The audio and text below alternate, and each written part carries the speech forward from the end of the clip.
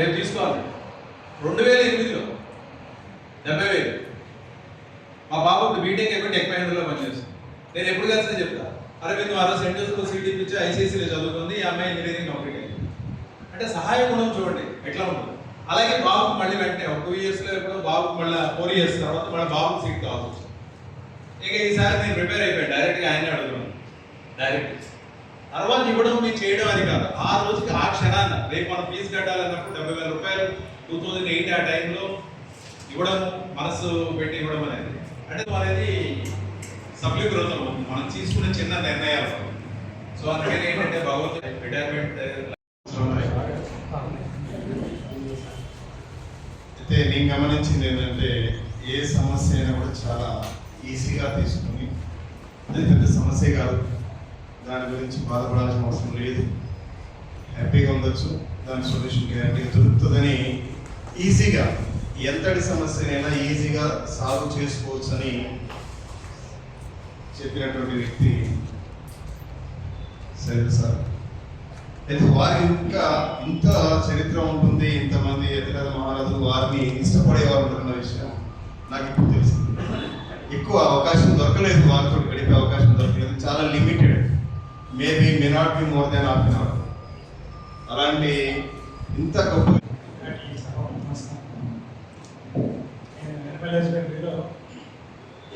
డైరెక్టర్గా అప్లై అయ్యాను. 2021 5 years అయింది. నేను రాయలసీమలో పనిచేశాను. సైడ్ గురించి మన తర్వాత చెప్తాను. రాయలసీమలో చేశాము, తెలంగాణలో చేశాము, ఆంధ్రాలో 3 చోట్ల పనిచేయాలి అదృష్టం ఉంటుంది. అయితే 98 సెప్టెంబర్లో నేను సిటీ కాలేజీలో dairy science dairy vocational course లెక్చరర్గా జాయిన్ అవ్వడానికి విశ్వేశ్వర మొదటి మిత్రుడు. ఈ ఆల్మోస్ట్ నేను వెటనరీ డాక్టర్ అయినా మా దాంట్లో చాలామంది అసిస్టెంట్ డైరెక్టర్ క్యాడర్ కోసమే యాక్చువల్గా ఈ పోస్ట్ వచ్చేసి లెక్చరర్ పోస్ట్ వచ్చేసి మా డిపార్ట్మెంట్లో veterinary life stock inspector post. నేను డాక్టర్గా చేశాను, అసిస్టెంట్ డైరెక్టర్గా చేశాను. రెండు క్యాడర్స్లో సిటీ కాలేజ్లో 8 years వర్క్ చేశాను. ఫస్ట్ స్పెల్లో 2003 చేశాను. మా విశ్వేశ్వర అన్నీ ఆయన చెప్పడం, ఆయన చేయడం, అనుకోకుండా మాకు కృపానందం సార్ ఇంటిమేట్ కూడా కమిషనర్గా ఉండడం, చాలామంది చెమ్మమ్మ మేడం అని జాయింట్ డైరెక్టర్ ఉంది మేడం ఎంత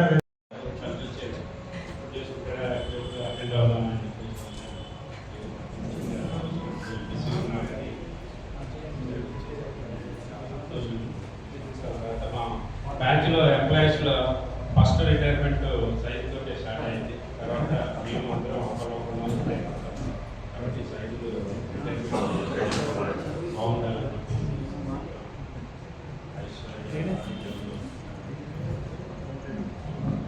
చెప్పాలి, మాట్లాడాలంటే కూడా ఏం మాట్లాడాలని ముందు సార్ పేరు సురేందర్ రెడ్డి గారు మాట్లాడిన తర్వాత మాట్లాడడం అంటే ఎట్లా ఉంటుందంటే మనం ప్రేమ్నగర్ సినిమా పోతాం.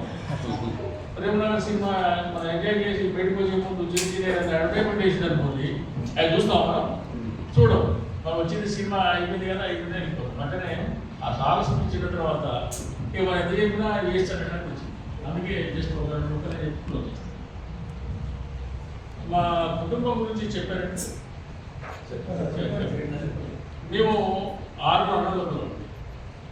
మాకు అందరికీ అంటే పెద్దలు ఒక అక్కయ్య ఉంది. మా పేరెంట్స్ ఖమ్మం దగ్గర ఒక ఊరైతే అక్కడ ఆస్తులను అమ్మేసుకొని ఖమ్మం వచ్చారు చదువుల కోసం అని. ఖమ్మం వచ్చినాక సైడ్ గారు పుట్టాడు. నాకంటే ముందు కావడం కూడా ఖమ్మంలో పుట్టారు. అయితే మాది అంత అతి పేద కుటుంబం కాదు, అలాగని బాగా ఉన్న కుటుంబం కాదు. మాకు వ్యవసాయంతో పాటు బిజినెస్ మ్యారేజ్ ఈవెంట్స్ అవి చేసేవాడు అనమాట. అయితే మా నాన్నగారు మా అమ్మగారు, మా నాన్నగారు పెద్ద చదువుకోలేదు, చిన్నప్పుడు చదువుకున్నారు. మా అమ్మగారు చదువుతారు. ఇద్దరు మమ్మల్ని కష్టపడి పెంచారు, అందరినీ చదివించారు. మా పెద్దనే తప్ప మిగతా వాళ్ళందరూ కూడా చదువుకున్నామంటే నాకంటే పెద్ద రెండో ఆయనకు డాక్టర్ గారు ఆయన రిటైర్ అయ్యే ఉన్నారు. ఆయన తర్వాత నేను నా నెంబర్ 3. నేను అడ్వకేట్గా పనిచేసి తర్వాత జడ్జిని తర్వాత రిటైర్ అయ్యి మళ్ళీ ఇప్పుడు అడ్వకేట్గా ఆయన చేస్తున్నాను. నా తర్వాత కాసిం గారు అని ఆయన కూడా డిఈ మెకానికల్ అప్పట్లోనే 1980s డిఈ మెకానికల్ చేశారు. తర్వాత ఆయన కూడా కాలేజీలో లెక్చరర్ చేసి రిటైర్ అయ్యారు. ఆయన తర్వాత నెంబర్ 5 సైడ్ గారికి నెంబర్ రిటైర్. ఆయన తర్వాత ఇంకొక ఆయన రైడింగ్, ఆయన కూడా లెక్చరర్, ఆయన కూడా అక్కడ జాబ్లో ఉన్నారు. ఇది మా కుటుంబం యొక్క పరిస్థితి అన్నమాట. అయితే మా తమ్ముడు గారి గురించి చెప్పారు. నాకు ఒక మాట చెప్తే ఏంటంటే కల్మషం అనేది ఉండదు. ఏదున్నా కూడా దాచుకోకుండా స్పష్టంగా సూటిగా మాట్లాడే మనస్తత్వం ఉంది. అంతేకాకుండా నలుగురికి సేవ చేయాలనేటువంటి ఆత్మత, ఆ ఉత్సాహం ఉంది. చాలామందికి చదువుకునేటప్పుడు పెళ్ళిళ్ళప్పుడు వాటప్పుడు ఆర్థికంగా సాయం చేయడం అనేది జరుగుతూ ఉంది. అయితే సరే ఇప్పుడు రిటైర్ అయిపోయారు. రిటైర్ అయిపోయిన తర్వాత ఈ రిటైర్మెంట్ జీవితం ఎలా ఉంటుందని కూడా రెడ్డి గారు చెప్పారు. ఈ అనుకోవడం మా తమ్ముడు బహుశా సంఘ సేవలోనే మళ్ళా యాక్టివ్గా ఉంటారని అనుకుంటున్నాను. ఎందుకంటే రిటైర్ అయిన ఇంట్లో కూర్చోవడం మా కసే అలవాటు, ఇప్పుడు నలుగురిలో తిరిగారు అలవాటు కాబట్టి అదే కంటిన్యూ చేస్తాను అనుకుంటున్నాను. తర్వాత వారి యొక్క ఈ పోస్టులు రిటైర్మెంట్ లైఫ్ మంచిగా ఉండాలని భగవంతుడు వాళ్ళకి చక్కగా ఆరోగ్యం ఆశీర్వదించాలి చెప్పేసి వాళ్ళకి వాళ్ళ పిల్లలు 2 పిల్లలు, పెద్ద అమ్మాయి మ్యారేజ్ అయిపోయింది, చిన్న అమ్మాయి కూడా చదువుకుంది. మిస్సెస్ అంటే మా మదర్ కూడా జాబ్ చేస్తున్నారు. చిన్నబాబు వివాహం వీరి పెద్ద కుమార్తెతో అయింది. మా పెద్ద కోడలు చిన్న కోడలు పెద్ద కుమార్తె. ఈ వివాహం అయిన తర్వాత ఈ 2 సంవత్సరాల నుంచి మేము ఒక కుటుంబంగా కలిసి ఉంటున్నాం. ఈ 2 సంవత్సరాల్లో నేను సైదులు గారిని గమనించింది కానీ సైదులు గారు మీరు ఎట్లా ఉన్నారో అట్లనే ఉండండి. రిటైర్ అయిన తర్వాత కూడా మీ వ్యక్తిత్వం, మీ మనసుకు నచ్చిన పని చేస్తూ మీరు ఎట్లున్నారో అట్లనే ఉండాలి. ఇదే చిరునవ్వుతో మనం ఎప్పుడు కలిసి ఉండాలి మన రోజు. Thank you.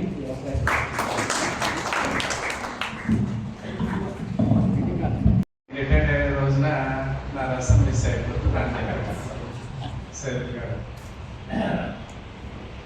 అదే విషయం మా మిస్సెస్తో చెప్తే ఈరోజు తీసుకెళ్ళాను కానీ ఈరోజు ఈ ఫంక్షన్ అవుతుంది కదా ఒకసారి మళ్ళీ అది వచ్చి చూపించిన సైకిల్ గారికి గారి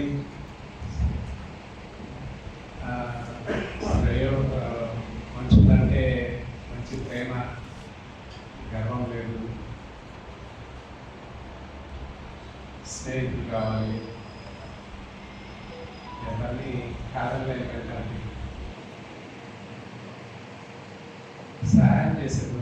మరి ముఖ్యంగా నేను అబ్జర్వ్ చేసిన 4 yearsలో సిటీలో 30 years చేసి లాస్ట్ 5 years ఇక్కడ తిరిగి ప్రమోషన్ వచ్చి రెడ్డి సార్ ఒకరోజు ముందు వచ్చే ముందు రోజు రిటైర్డ్ అయ్యాను. ప్రసాద్ గారు నెక్స్ట్ డే సురేంద్ర రెడ్డి గారు కానీ సురేంద్ర రెడ్డి గారి స్పీచ్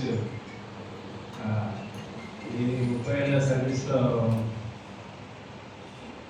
ఇక్కడ 2 చోట్ల మాత్రమే అటువంటి స్పీచ్.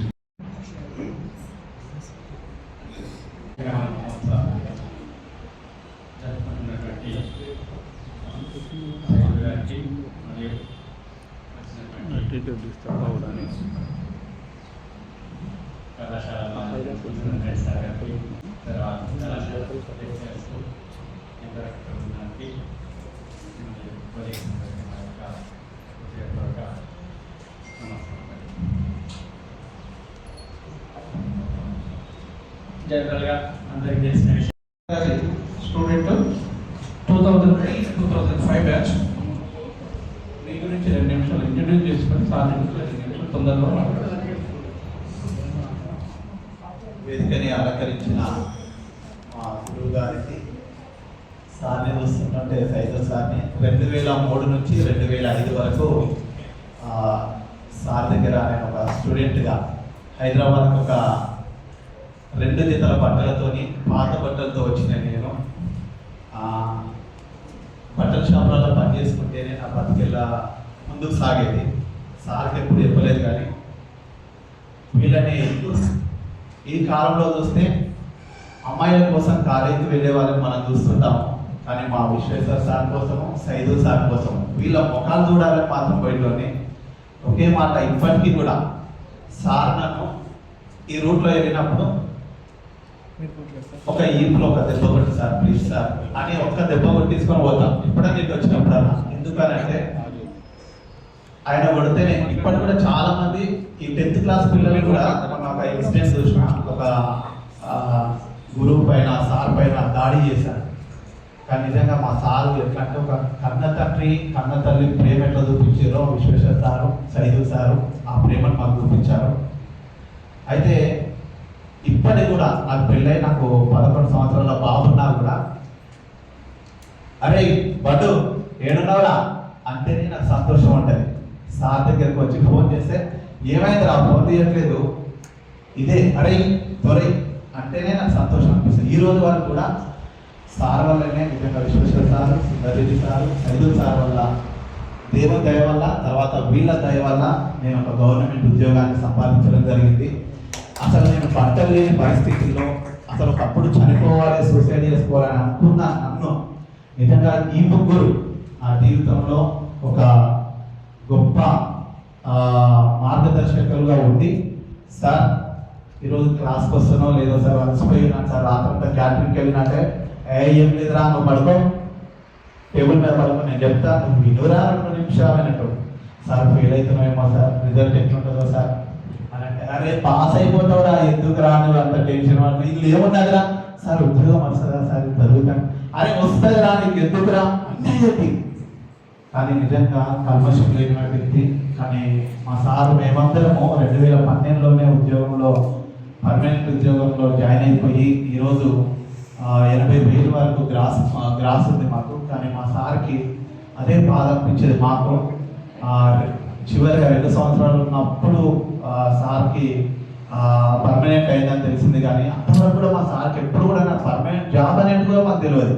కానీ ఏనాడు కూడా ముఖంలో చిరునవ్వును మాత్రం మేము కోల్పోవడం చూడలేదు. ఎప్పుడు సంతోషం, ఎప్పుడు ఇట్లా బాధపడడం కానీ కోపపడడం కానీ సార్ లోపల నేను ఎన్నడూ కూడా చూడలేదు.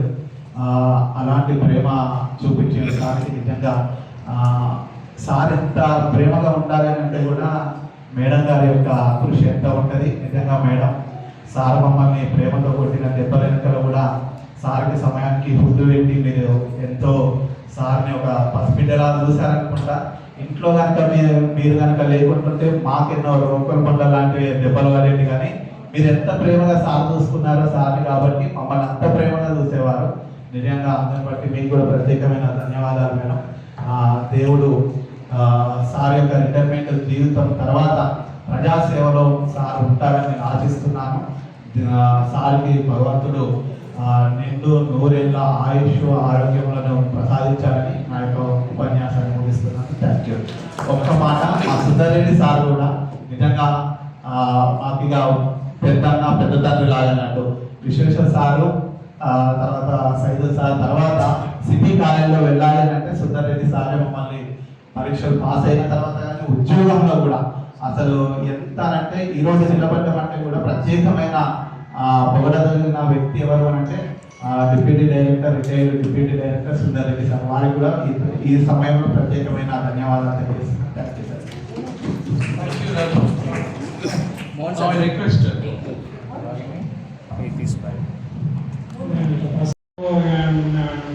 బాబు 8th క్లాస్ చదువుతున్నాడు వెంకటరావు నగర్లో. మేము అక్కడ మోతీనగర్లో ఉంటామంటే లేదు సార్ వాళ్ళు ఇచ్చే కోచింగ్ కాదు, కాచిగూడలో ఒక స్పెషల్ కోచింగ్స్ ఉన్నాయి ఇక్కడ, శర్మ సార్ అని మూర్తి ఇవన్నీ ఉన్నాయి, వీటిలో జాయిన్ చేస్తే కన్నా మీ వాడికి మరి ఇంకా బాగా మంచి ట్రైనింగ్ దొరుకుతుందంటే, సో నేను ఎలా ఎంత అదృష్టం భావిస్తానంటే సిటీ కాలేజీలో వచ్చేసినందుకు, అనంతపూర్ వదిలేసి ఇక్కడ ఈ కాలేజీలో చిన్న పోస్టులకి అయినా సరే వచ్చినందుకు, మా బాబు రామయ్య సెలెక్ట్ అయ్యాడు. ఐఐటీలో 116 ర్యాంక్ వచ్చింది. బాంబేలో కంప్యూటర్ సైన్స్ కూడా జరిగింది. తర్వాత మేము సిటీ కాలేజీలో ఉన్నప్పుడు ఈ బుక్స్ కూడా రాసాం. విశ్వేశ్వరరావు, మేము, కృష్ణయ్య అని చెప్పి కొన్ని బుక్స్ రాసాం. వాటికి సంబంధించి రెమ్యునరేషన్ వచ్చింది అమౌంట్ 30,000 ఎంత వస్తే విశ్వేశ్వర వీళ్ళకు పాలిటెక్నిక్ వాళ్ళు కాంపిటీషన్ ఎక్కువ డైలీ చదివిన వాళ్ళు. తృప్తి ఏంటంటే ఈ అప్పుడు ఒక జీవో తీసుకొచ్చాం 34 జీవో అనుకుంటారా 34 జీవో వాళ్ళతో పాటు వీళ్ళ కూడా ఎలిజిబిలిటీ ఇవ్వండి ఎలక్షన్స్లో. సో అది చేయటం వల్ల మళ్ళీ తర్వాత నేను ఆంధ్రాకి వెళ్ళిపోయిన తర్వాత ఇంకా చాలా మందికి జాబ్స్ వచ్చేసాయి. ప్రిన్సిపల్ సెక్రటరీ రామకృష్ణ సార్ ఉండే సార్ అప్పుడు ఆ జీవో తీసుకొచ్చిన దాంట్లో మేజర్ రోల్ ఉండింది. ఈయన ఫుల్ ఇసుక ఏమంటారు వైన్స్ ఇసుక గుర్తులు అంటారు ఇసుక చాటి ఇసుక వైన్స్ అని ఆ టైంలో మమ్మల్ని నుంచి తోసేవాళ్ళు. అయితే ఆ జీవో రావడం వల్ల ఆంధ్రప్రదేశ్ ఏమైందంటే జగన్ సీఎం అయిన తర్వాత 11,000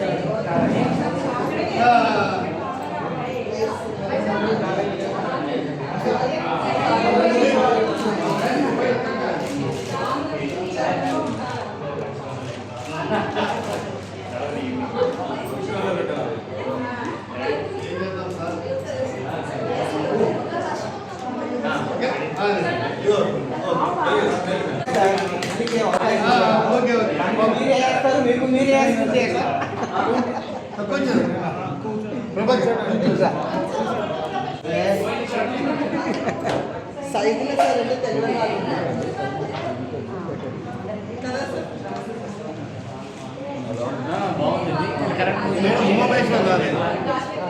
ఓకే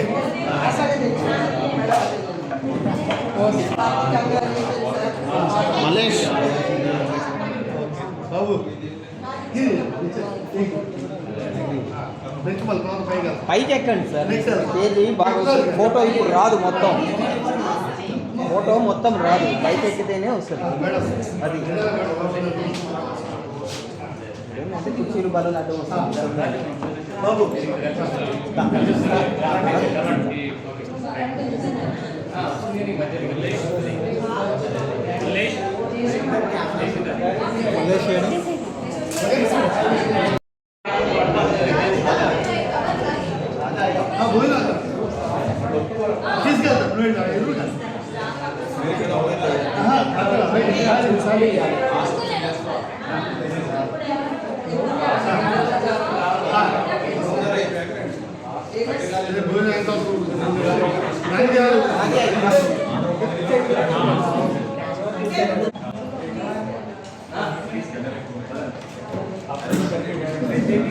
ఎక్కడ పెట్టారు?